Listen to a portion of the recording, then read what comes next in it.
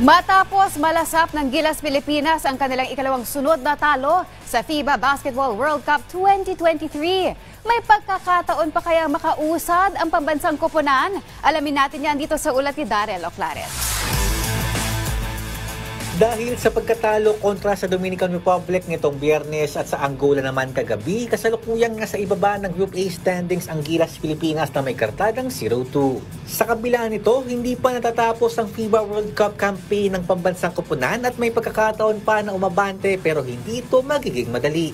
Dapat maipanalo ng Gilas ang kanilang laban kontra sa Italy at umasa na matalo ang Angola bukas para magkaroon ng triple tie sa pagitan ng tatlong bansa na babasagin sa pamamagitan ng point differential. Pero dihado pa rin ang Gilas pagdating sa aspetong ito kaya kinakailangan din ng Pilipinas na makalamang ng 13 puntos o higit pa kontra Italy para maselyuhan ang ikalawang pwesto sa Group A. Samantala, iba-iba naman ang opinyon ng ilang mga Pinoy sa tsansa ng bansa na makapasok sa second round.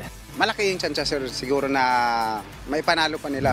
Siguro dagdagan lang yung mga naibangko, yung mga binabad sa bangko, kailangan siguro bigyan ng plea. So ganon, sir. Kasi alam naman natin si Renz Abando, di ba? Star player ng ibang bansa yan. Siguro mga 70% pa, kaya pa yan.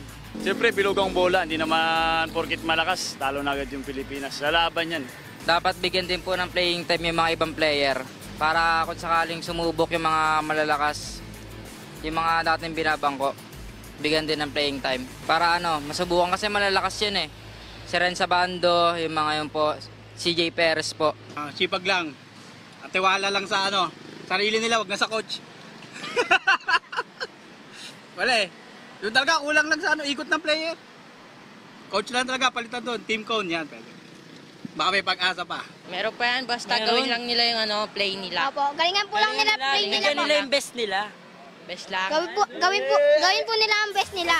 Manalo matalo yan. Wala yan. Basta manalo lang. Pagdadasal po namin sila.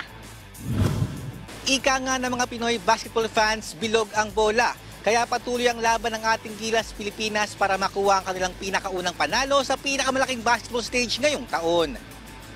Darrell Oclares, PTV Sports.